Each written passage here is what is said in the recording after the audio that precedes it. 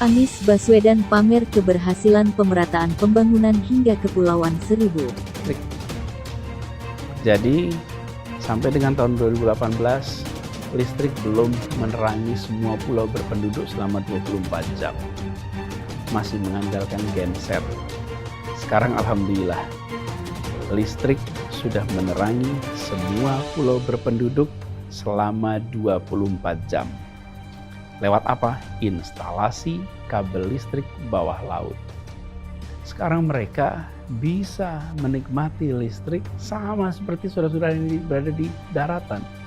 Nampaknya sederhana, tapi itu membuat produktivitas mereka meningkat, kegiatan perekonomian jadi lebih baik. Bayangkan bagi para nelayan. Capres Partai Nasdem Anies Baswedan mengklaim berhasil mengurus Kepulauan Seribu saat menjadi Gubernur DKI Jakarta. Keberhasilannya itu sebagai rekam jejak untuk maju dalam Pilpres mendatang. Di JCC Senayan, Jakarta Selatan, Rabu tanggal 2 November tahun 2022, Anies menyampaikan dengan lantang kalau tak bisa mengurus Kepulauan Seribu, jangan merasa bisa mengurus Indonesia. Pasalnya, Indonesia merupakan negara kepulauan dengan berbagai keberagamannya. Anies juga menyebut selama menjadi Gubernur DKI Jakarta sudah mengupayakan persatuan. Salah satunya dengan cara meningkatkan fasilitas transportasi terintegrasi sampai ke Kepulauan Seribu. Dengan keberhasilan atas prestasinya mengurus Kepulauan Seribu, Anies menyebut masyarakat Indonesia akan menyadari nantinya juga akan diurus dengan baik ketika ia memimpin. Karena itu, kita sekarang merubah mindset. Jika kita ingin republik lebih baik, jika ingin keputusan lebih baik, maka orang-orang baik harus mau masuk ke dalam politik.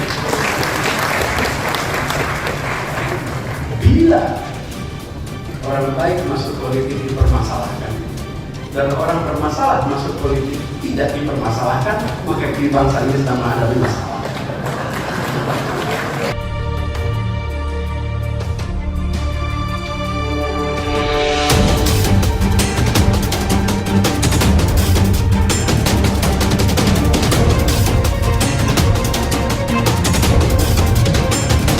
Gubernur DKI Jakarta, Anies Baswedan menyampaikan keberhasilan meratakan pembangunan di kawasan Kepulauan Seribu. Salah satunya adalah meratakan harga-harga bahan pokok di kawasan tersebut. Mereka bisa mendapatkan di sini karena Pasar Jaya menyiapkan pasar grosir yang harganya sama dengan di Jakarta, katanya kepada wartawan, Selasa, 24/5. Fokus pemerataan harga bahan pokok, dia menerangkan, dilakukan karena sudah sejak lama harga bahan-bahan pokok di kawasan Kepulauan Seribu seringkali lebih mahal ketimbang di daratan Jakarta.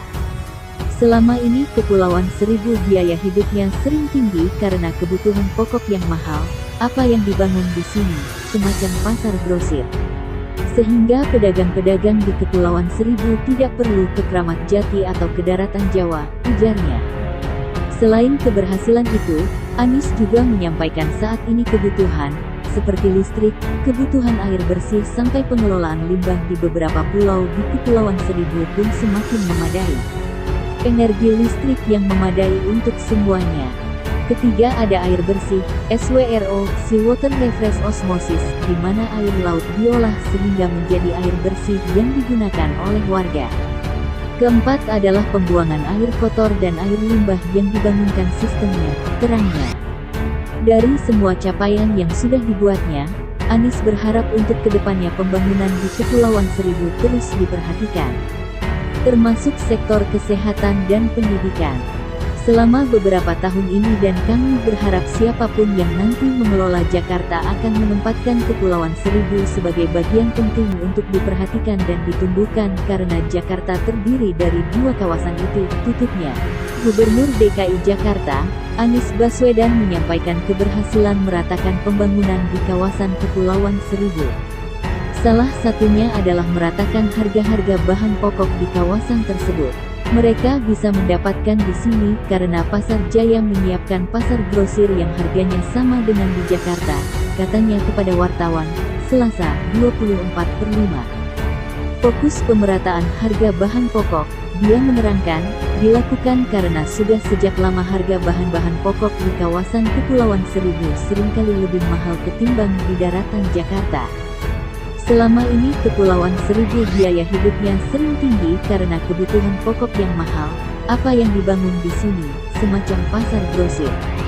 Sehingga pedagang-pedagang di Kepulauan Seribu tidak perlu ke Kramat Jati atau ke daratan Jawa, ujarnya. Selain keberhasilan itu, Anies juga menyampaikan saat ini kebutuhan, seperti listrik, kebutuhan air bersih sampai pengelolaan limbah di beberapa pulau di Kepulauan Seribu pun semakin memadai. Energi listrik yang memadai untuk semuanya. Ketiga ada air bersih, SWRO, Seawater Refresh Osmosis, di mana air laut diolah sehingga menjadi air bersih yang digunakan oleh warga. Keempat adalah pembuangan air kotor dan air limbah yang dibangunkan sistemnya, terangnya.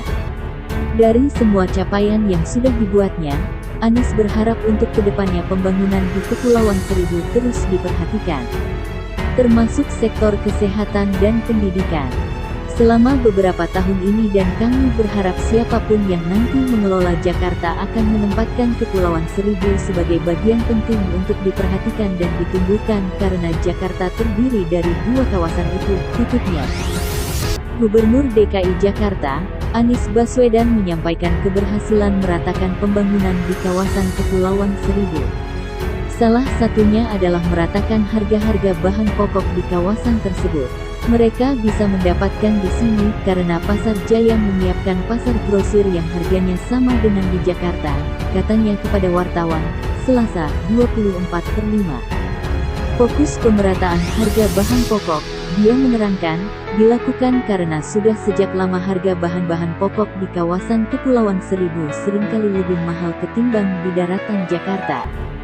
Selama ini Kepulauan Seribu biaya hidupnya sering tinggi karena kebutuhan pokok yang mahal. Apa yang dibangun di sini, semacam pasar grosir. Sehingga pedagang-pedagang di Kepulauan Seribu tidak perlu ke Kramat Jati atau ke daratan Jawa, ujarnya.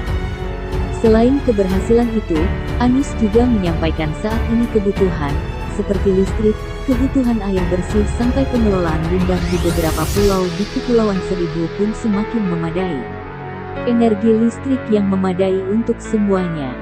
Ketiga ada air bersih, SWRO, Seawater Refresh Osmosis, di mana air laut diolah sehingga menjadi air bersih yang digunakan oleh warga.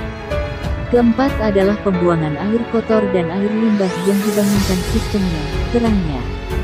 Dari semua capaian yang sudah dibuatnya, Anies berharap untuk kedepannya pembangunan di Kepulauan Seribu terus diperhatikan, termasuk sektor kesehatan dan pendidikan. Selama beberapa tahun ini dan kami berharap siapapun yang nanti mengelola Jakarta akan menempatkan Kepulauan Seribu sebagai bagian penting untuk diperhatikan dan ditumbuhkan karena Jakarta terdiri dari dua kawasan itu, tutup.